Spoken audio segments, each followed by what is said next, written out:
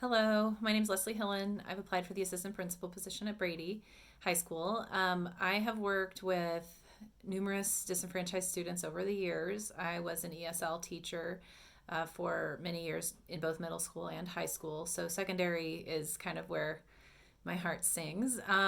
So, my students often were low income students, students of color, many of them were refugees. And then somehow I was also brought in often with the LGBTQ students, and they would come to me with any issues they had. I also worked closely with homeless students and just students who really needed help. So, one thing that I always try to find the most is equity for them. So, if we think about how do we have equity for these students, aren't they just getting their education? Well, sometimes the students themselves would try to do everything they could to get their education or come to school on time or be available. And often it was just really a challenge. So I worked with their families to find ways to get them into school, to talk to them. Say if we had conferences, but parents couldn't arrive to the school for conferences, I would just do them on the phone instead. At a time that would be convenient. So sometimes at night when I was at home, I would do conferences on the phones with the students or with the parents and the students together. Other times I helped organize when I taught Avid. I helped organize an information night for the parents. It was actually for Avid and for ESL for parents who to come in and get a lot of information about what was going on in the school.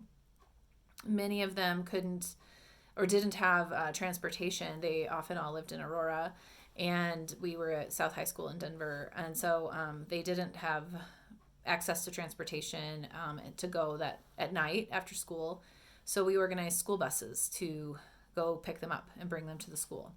And then in addition to that, we organized translators to come to the school in several different languages because we had about 45 or so different languages spoken in the school at the time. In this way, the parents and the families could actually understand what was going on at the school, what benefits were for them. Instead of us just expecting them to figure it out somehow, we really figured out how to bring it to them.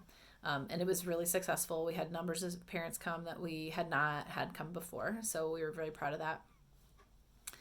In addition to that, a couple years ago at Lumberg Elementary, I organized a field trip for parents of our ESL students which is a Title I school, to go to Outdoor Lab to visit for the parent visiting day. We had many parents who felt like they wanted to go, but they couldn't go because they didn't have transportation. They also just weren't comfortable driving in the mountains, and where would it be? What would they do? So I contacted the principal, and she said, yes, let's get this going. I had all these parents interested. Yes, let's do it. And then the teachers, and they were excited about this idea too. So I contacted all these different departments within the ED center or the Ed center, and none of them could help provide the funds for these buses. So what I did instead was worked on some fundraising, and I got money from many different teachers and different organizations around the area to then provide a school bus on a Saturday to go up to Outdoor Lab and bring the parents really to Outdoor Lab so they could see it. They really loved that, and they told me later how beneficial it was for them to see where their kids would end up going. And then the Outdoor Lab principal and others were saying, oh my gosh, this is such a great idea. Why didn't we do this before? So I'm very proud of that. And those are a couple ways I bring equity to the students. The big thing I do is really think about who are we forgetting? Who are we leaving out? Who isn't represented? I think about that in the curriculum. I think about that in our discipline practices. I think about that in our SPED practices and in our field trip practices. I mean, just any kind of thing you think of, I really think of who are we leaving out?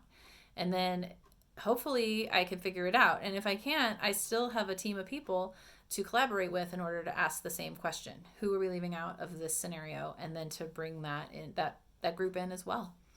Thanks for your time.